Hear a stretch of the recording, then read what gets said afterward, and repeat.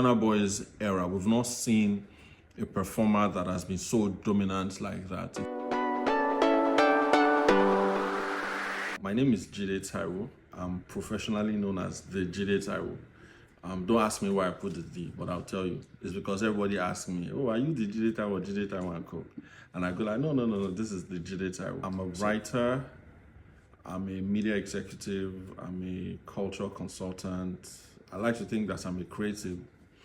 I write books, I write movies, I write documentaries. I'm in the process of writing a movie, so I work in that creative space. I think it's a combination of skills and interest, right? So I studied mass communication, but even before then, I knew that whatever I did was going to be something in the lines of the media because, I found out that I was good at writing and telling stories. And then I fell in love with hip hop a long time ago. This is before the age of the internet. There were only 2 TV stations in the city I grew up in Ibadan, and they didn't start until 4 p.m. And then even at that, the music entertainment or the entertainment content available at the time wasn't like it is readily available now. So, I was, kind of like inspired or led into it. I fell in love with hip hop first, and then I discovered hip hop magazines, and then I discovered Hip Hop World magazine, which later became Hip TV and the Headies. So, when I found those things, I knew that I wanted to do something along those lines, and that's been it.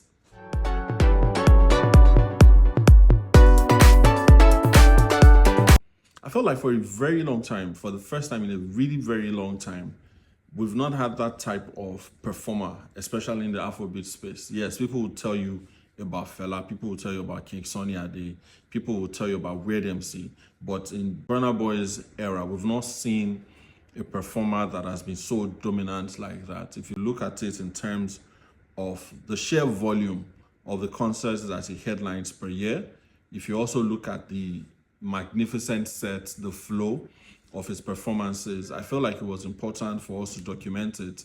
Not so much to say everybody else is doing badly, but just to paint a picture of where he is and where, the Afrobeat space could be. Most importantly, it was inspired by his concert at the London Stadium.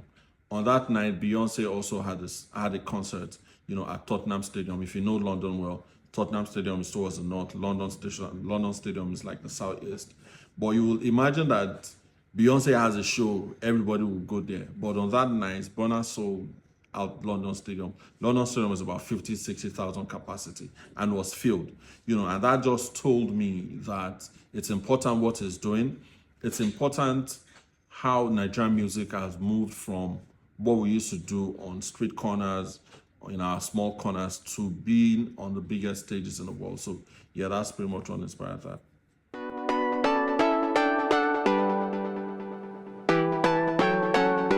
So I grew up listening to K1 across his many names. Wasiu Ayinde Barrister, King Wasiu Ayinde Marshal, K1 the Ultimate. And it's been a permanent fixture in my music consumption. Across the many generations, K1 has been the biggest star in his genre, right?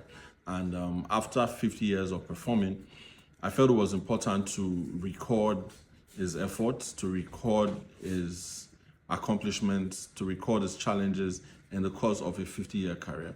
Now, it's not an easy feat for you to be a performer for 40, 50 years and still be going, right? K1 is currently 68 years old and is still at a performance every other day. It's remarkable. And I, because of my work, I took it upon myself to record it in a book format for the rest of the world to see.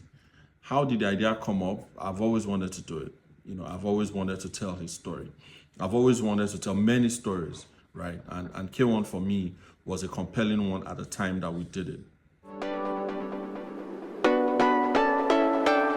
Yes, one is beginnings, right? He was somebody that was really talented as a child, but he knew that he wanted more, and then he found arguably the biggest Fuji musician at the time, in the person of Wasiu Ayinde Barrister. He found him and became his protege, and they started a relationship that lasted decades onto barista transition. So the book looks at how did he, as a child, find a mentor. You know, a lot of times it's the mentor that finds the protege. It was him as a child that sought out somebody that he wanted to be his mentor. So the book looks like that. The book also looks at his journey into becoming a major star in its genre. Now, it's hard when your mentor has not retired and you are still in that field, right? But K1 did it, and at a point, one could say that he surpassed his mentor. And as Yoruba people, you know, people, elders, fathers, and he took Barrister as his father, Barrister took him as a son. So I can, you know, guarantee that it was Barrister's hope and desire that his child in K1 will go further than he did. So the book also looks like his journey into becoming a star, and the book looks at what the future holds for him. You know, is inching towards the 70.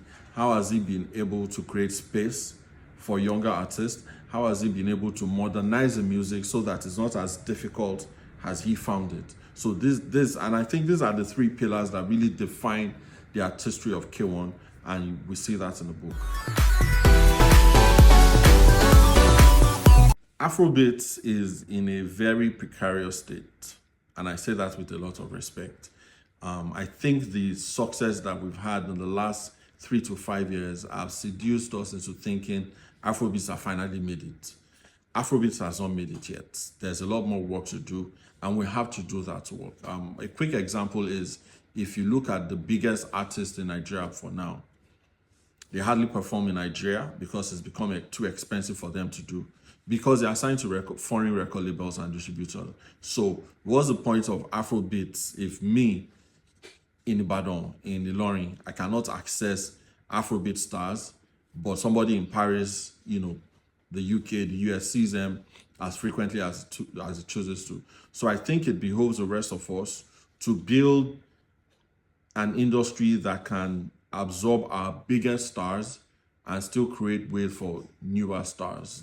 We need 100 big Afrobeat stars. You know, we are happy for the 10, 20 that we have, but there's 200 million of us Nigerians. There should be 1 million big Afrobeat stars. So my message to the rest of the world is, to the rest of Nigeria, is not to rest on our laurels.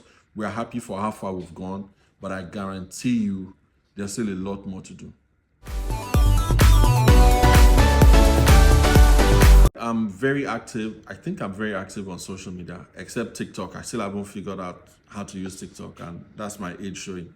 But I'm very available on social media. My books are bookshops. You know, your favorite bookstore. Look them up. And if what comes to what, just send me a message, tweet at me at the Jide Taiwo across all platforms. I'm here, and let's have a debate. Let's engage. Thanks for having me. Shout out to Broadway TV.